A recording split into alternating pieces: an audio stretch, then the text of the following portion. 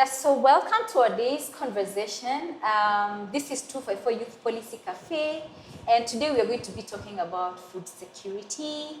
On the panel is Dennis and Boniface, so I'm going to give them an opportunity to introduce themselves, then I can introduce myself last. Welcome, Dennis. Thank you, Judy. And I'm Dennis Chalo, and I'm a policy analyst by profession. And my key focus areas is issues to do with agriculture, food security, youth, education issues. And this is because I'm a youth, and notwithstanding, I love research. And in terms of my daily work, I work with a development institution, and I'm excited about today's conversation around food security. Thank you. Thank you, Dennis. Boniface? Yes, my name is Boniface Mnene, and development economist, a researcher, and a consultant. My name is Judith Nguli. I work as a research and policy analyst. I also teach for the university, and I care a lot about social justice. So I do a lot of social research, and I'm very excited today to be here talking about food security because it's an issue that is pertinent to all of us, not just because people are going to bed hungry, but because it is sad that somebody goes to bed hungry while someone else consumes more than they're supposed to consume. Let me just remind you that we are very, very vocal on social media. Actually, now because we use youth as our champions, we have our presence in social media is the key thing that we get to do. We do studio shoots like we're doing right now, but if you really want to know what is happening, like policy insights, like every single day we do updates on our social media. So you can find us on Twitter, which is at 254 Youth Policy Cafe, or rather 254 YPC Caps. You can find us on LinkedIn, 254 Youth Policy Cafe. Then you can also find us on Facebook, 254 Youth Policy Cafe as well. So feel welcome to this particular session. So today we are here because we are handling a very sensitive issue.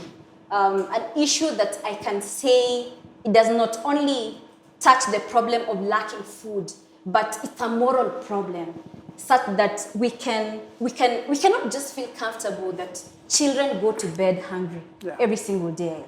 So whenever you talk about food security, maybe for you to be able to understand the background of food security so that you don't get worried about, we're using like jargons and all that. Ideally, when you talk about food security, we're talking about hunger. We're talking about people who cannot access safe and nutritious food. First of all, they have a problem of access.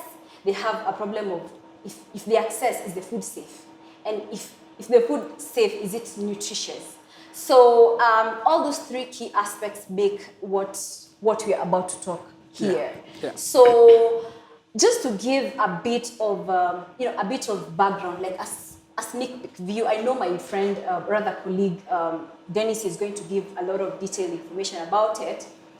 But Kenya being a country that is agriculture-led, like 33% of our GDP is contributed by agriculture. Yet, we have about 35% of the 47 million Kenyans going to bed hungry, lacking food. I know it might not resonate, but it might not resonate with everyone, but think of it that you go home at night and you lack something to eat. I mean, it's a moral problem that you're trying to solve here. So we need to ask ourselves, why are Kenyans going to bed hungry? Yet, we have land that can get to produce food. We have 2 seasons of rainfall. And, one thing that we must also appreciate is that largely the food that we get to consume as Kenyans is produced by domestic farmers. Like 70% of food that we get to produce. So, and these people do not use mechanized way of producing food. Neither do they have these sophisticated aspects of, getting to make sure that the food that is being stored, that they've produced, is stored in a safe way. So if anything happened like locusts, it did last year, that means that particular year we are going to be food hungry. So it's it's not one of the best places to be, and that is a reason why we're here. So maybe just to now to flesh out food security issues in this country, I want to introduce my colleague Dennis to sort of tell us, just before we now start asking ourselves what farmers have done or they've not done, what is the policy framework like? Because you understand, policy framework sort of creates an enabling environment that is important for production of food. What is it like? If you like, you can start at international level, you can go to regional, you can go to national. Just tell us how is that like? Wow, thank you, Judy. That's quite an introduction.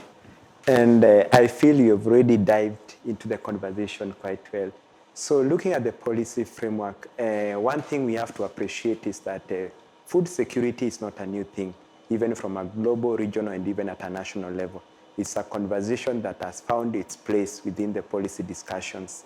Starting from a global level, we see things like the Sustainable Development Goals. And one of them is SDG 2, which talks about zero hunger. At a regional level, that is Africa, we also have the Agenda 2063. And the first pillar of Agenda 2063 is around the well-being of the people. And key among them is well-being in terms of access to food. And narrowing down to our country, Kenya, we are looking at policy frameworks even like Vision 2030. We are looking at the Kenyan Constitution. You know, access to food is a right to everybody in our Constitution. And when you look at it from even the aspect of Vision 2030, this is our aspiration that by 2030, how should we be? We are looking at the economic pillar of the Vision 2030, which speaks more into not just being able to make enough money and living a decent life, but also having sufficient food, being able to afford it, like you mentioned it. So those are some of the regional and national level policies. And I know even my colleague Boniface would definitely add deeper into that. Sure, Dennis. When you talk about the food policies, there are quite a number. The difference now is how we implement them. Because Dennis has talked about the Vision 2030, and the Vision 2030 we have the Big Four agenda, which talked about food security. And also we have the ASTGS, okay? That's the agricultural sector strategy for growth, which was supposed to take place from 2019 to 2029. It talks about very good 3 pillars, okay? It talks about income for the farmers, for the fishmongers, for the pastoralists, okay? It talks about increasing the production and value addition. Remember, you have the problem with value addition as far as our food is concerned. And that's why some even get wasted. Also, you have the third key pillar, which is about ensuring that people can afford food, okay? Yeah, so basically we have good policies, but the problem now comes into implementing. And that's why we want to change that narrative.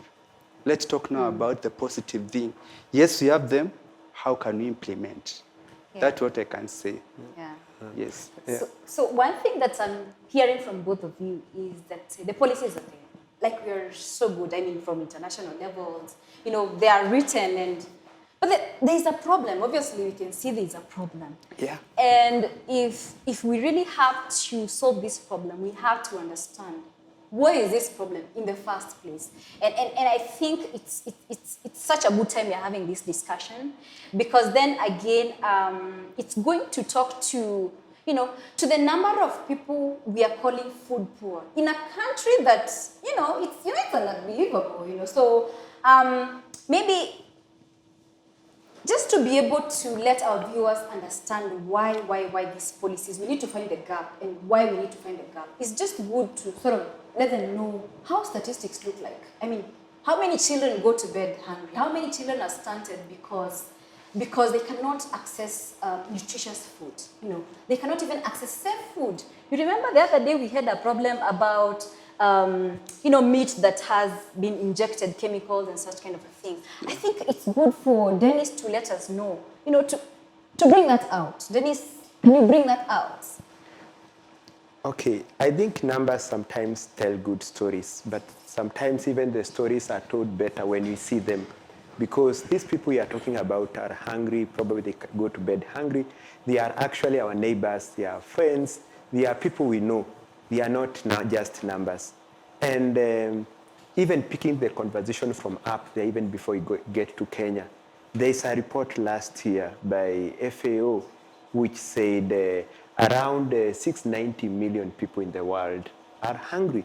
And out of these people who are hungry, 36% are actually from sub-Saharan Africa. And we are talking of around 48 countries in sub-Saharan Africa.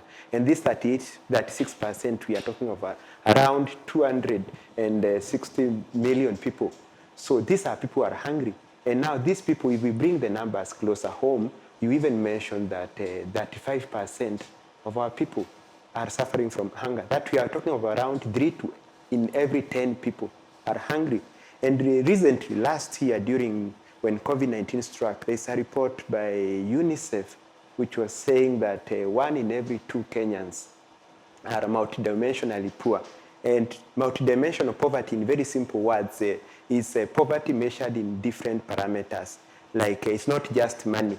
Do you have access to nutritious food? Do you have access to clean water for drinking, health, parameters like education? So those kind of parameters, you see like 2 of them are aligned to food, nutrition, and water. So if we say 1 in every 2 Kenyans are multidimensionally poor, we mean that food is a very key element in this element of poverty.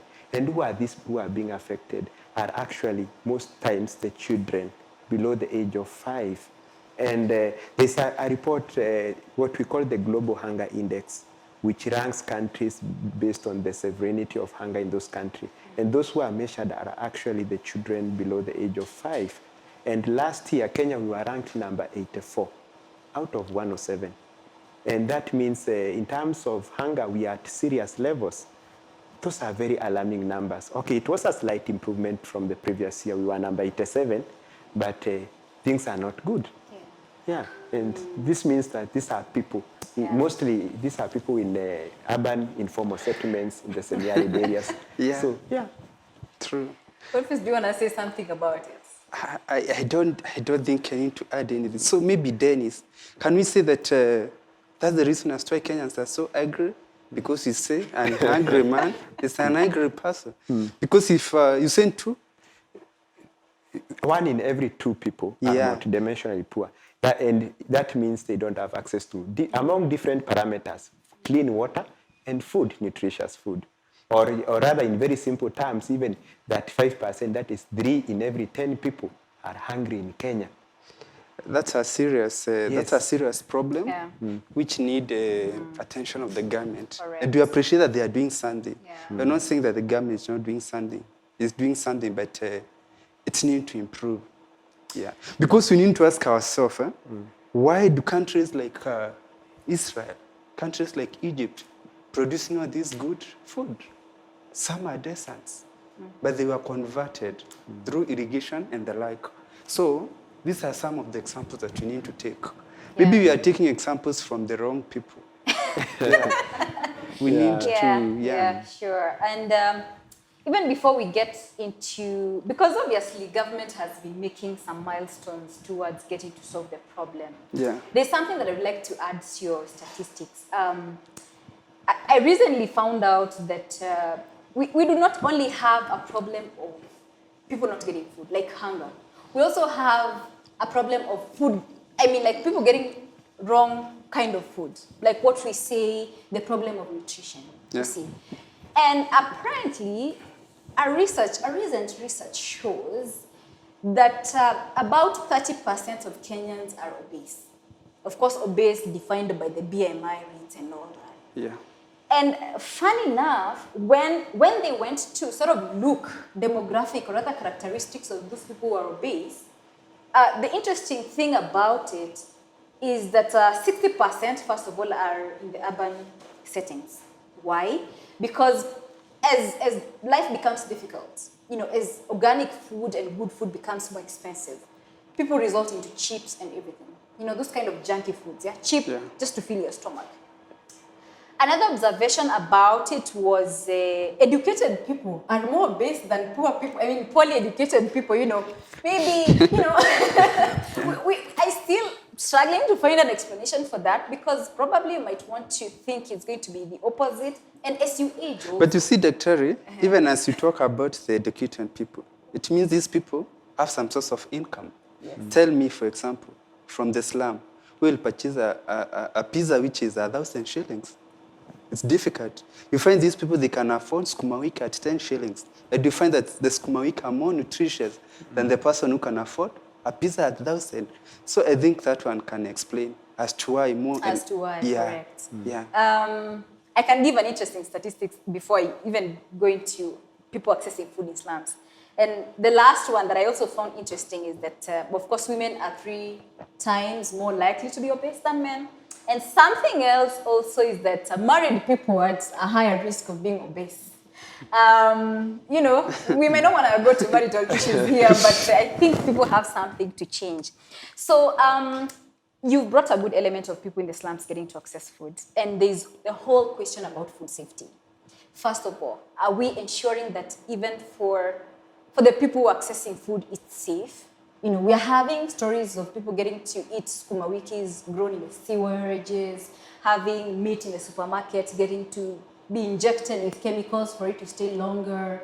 There is a whole bunch of statistics that there are some diseases we can get to avoid, but the numbers are growing. Do you have anything to say about that? Yeah, definitely. That's quite alarming, by the way.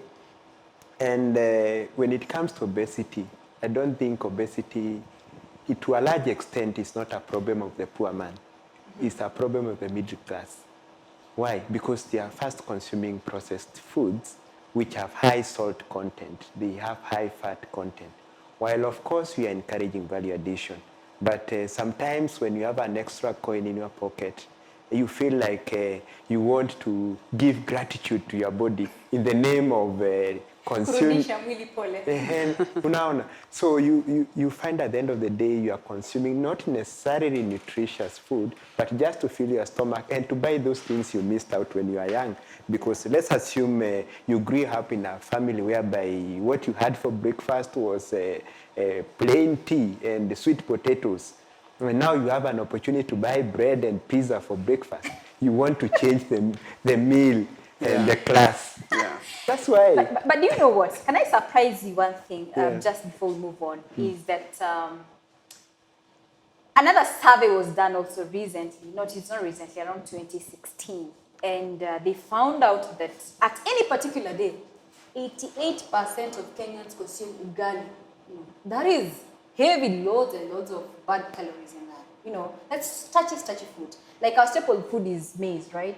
But then because we can only afford maize, we keep cooking. Okay, apart from the cultural aspect, but we keep cooking, starchy food. Because that is all we can get to afford.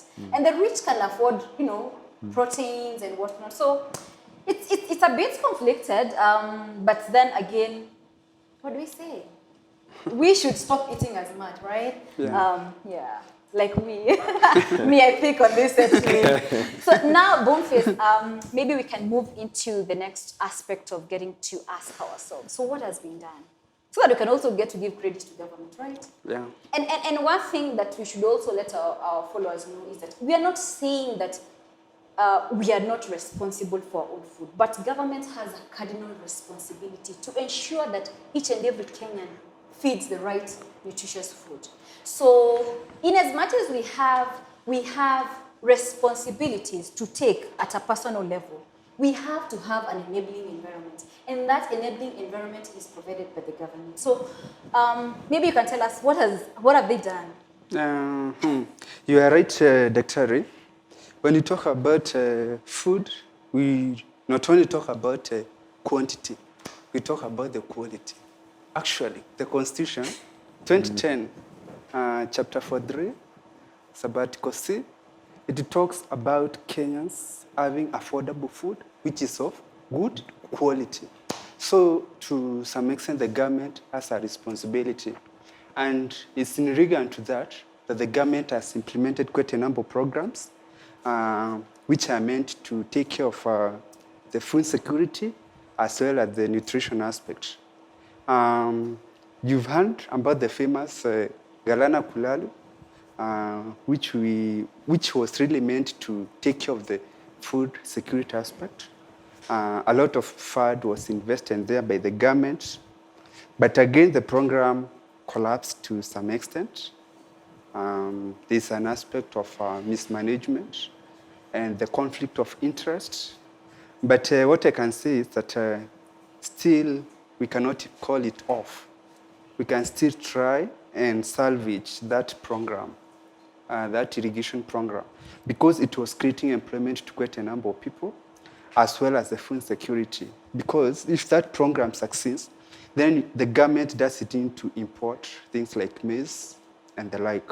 Also, the government is implementing the World Food Program. This program has been taken care by the World Bank for quite a long, and the government took over from 2018, where it is feeding around 1.4 million school-going children. So this is something recommendable, and we encourage the government to keep on supporting this program. Also, the government came up with a very good program to provide the farm input in form of fertilizer to the farmers. That is through the e-voucher, where they were supposed to set the money for the fertilizer through the mobile phones.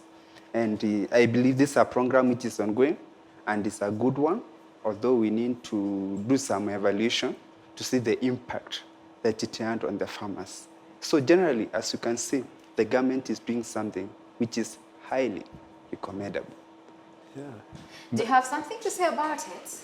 Yeah, sure. I think just to add something, we also have to appreciate even the social protection mechanisms that are, of course, spearheaded by the government. We have the Inua Jamii program. And we also have even these food safety nets that, especially last year when COVID-19 struck, and the government in collaboration with the development partners, we are talking of the likes of World Bank, Action Aid, Oxfam. They were giving cash transfers and food aid to the vulnerable, especially in the urban areas.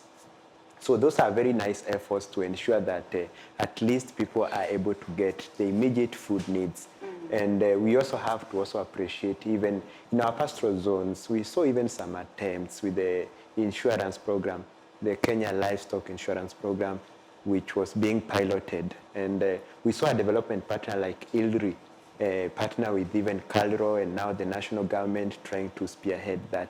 So in terms of food security programs led by the government in collaboration with the development partners, at least there are some efforts going on. Yeah.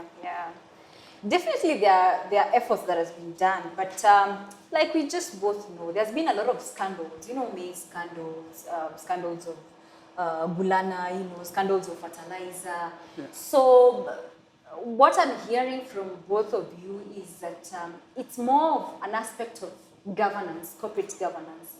When we're implementing these projects, these nicely put projects, then there's a problem of implementation. And this implementation is obviously, the problem is obviously informed by, can I call the usual scandals that you have in this country? It's bad to call them usual scandals because we don't want to be associated with them. Yeah. So before we just sort of wind up this session, we cannot escape talking about what COVID has done to food security in this country. And remember, during that COVID time, there was locust. And I don't know, the locust disappeared after the COVID came. Okay, whatever it is, funny. Yeah. Sorry, it's not a funny thing, but you tell us what has COVID done to food security in this country? Yeah, COVID-19 is rightly put, it's not just a health concern that people are getting sick, but when looking at it from a food security perspective, we are seeing that our food supply chains have been disrupted, especially, and this was a bigger concern last year when even transport systems were heavily disrupted, both the air transport, road transport, because of the lockdowns and curfews and restrictions on movement.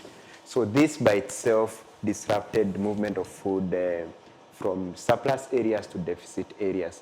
And here we are talking of farmers have been able to produce, But where do they sell if they cannot move their food in trucks to other parts of the country, if they cannot export the food? We are talking of farmers who need fertilizers and inputs like seeds. When they can't import some of these things which we don't produce locally, it means that production is already disrupted, and that makes food security a concern. If you look at it from the urban areas to a large extent don't produce food.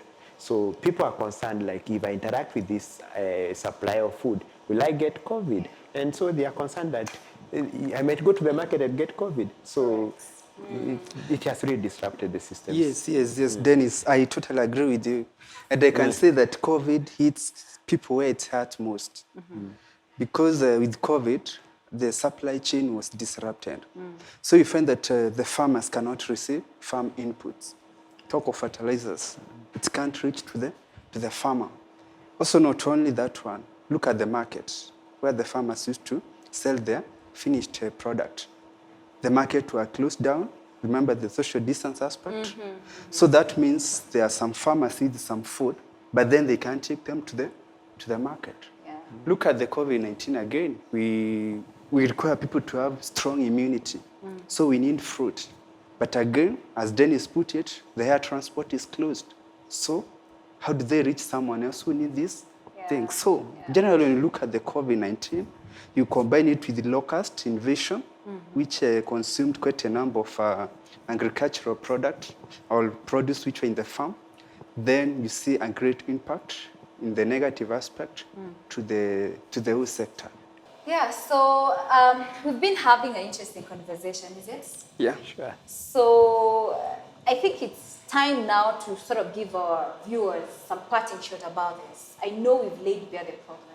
We've spoken about, where exactly is the problem and how can we possibly, in a very light way, solve this problem. So do you want to go with the first parting shot? Sure.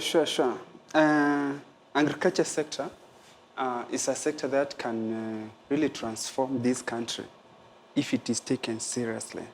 And if you're able to overcome the challenges that's along the policies that are in place. So from my side, I feel that we need to incorporate youths and make agriculture digital so that people don't see agriculture and see like it's for the old, okay? We need to bring on board the youths and we make it digital so that now even the young people who are growing up, they grow up knowing that agriculture is good because there's that mentality of some of current youth that agriculture is for the old and the poor. So I feel that, and the government is doing well in that aspect because the other day the president relaunched what used to be 4K clubs. Yeah, so I feel we are in the right direction. Yeah. Yeah, I think that is a very valid idea. I remember somebody talking about why do we have anything talking agriculture, or rather any booklet or magazine you see, it's old women who are suffering. I mean, which youth wants to be associated with that? So I really like your point. So do you want to give your points as well? Yeah, sure. Yeah, and I think what I can say is first we have to appreciate we already have some good policies in place. And one policy I really like the most, and it's actually a strategy in the agriculture sector, is the Agriculture Sector Growth Transformation Strategy, the one Boniface mentioned, 2019-2029. It lays down bare what we need to do. And appreciating that this is a sector that is employing close to 70% of our people, contributing around 34% to our GDP. This means that if you are to invest right in the sector, put resources right in the sector, even if we are to go with the declaration, let's say the Malabo declaration, which says we allocate 10% to the sector in our budgets, both at the county level and at the national level. Imagine we will be talking about 70% of Kenyans getting direct benefits from this. We are creating employment. We'll be talking about more food. We'll be talking about people being now able to access nutritious food. And imagine a full stomach with healthy food. Means this person is healthy, less will be spent on health sector. This means our children will be full and they will be able to even comfortably learn in school. Will not have these issues of education being affected by hunger. So we see the direct benefits even to other sectors in the economy, health, education, and even it also means that people will have more to spend even on leisure. We even promote things like tourism. We want to be seeing people in Aboseli, not just people from other countries, but even our own people spending in our own tourist sites. So that would be my parting shot. It's interesting. So what Dennis is trying to say here is the problem is our policy. We have very good policies. But the question is, are we doing the right thing in implementing? And one of the failures in implementing section is, are we putting enough money to that? Yeah, so I think those are good parting shots. Maybe something for me to say. I must one thing say about COVID is, in as much as, I mean, the bad side, there is the whole ugly side of COVID.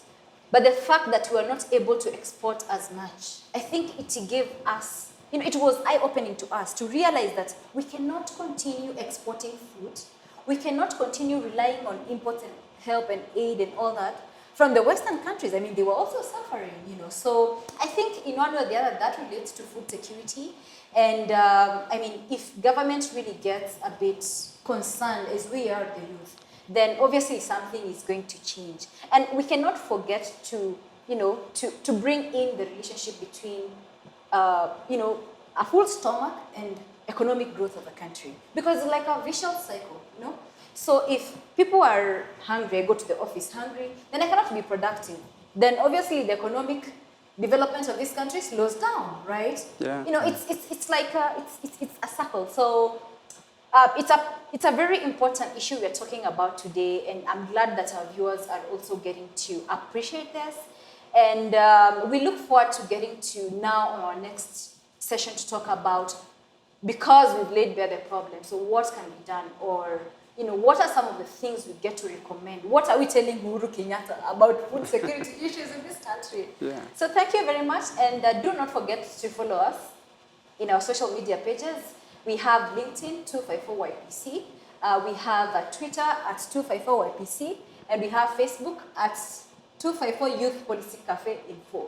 So we make a lot of communications there, so follow us and you know, get to follow what we do every single day. Thank you.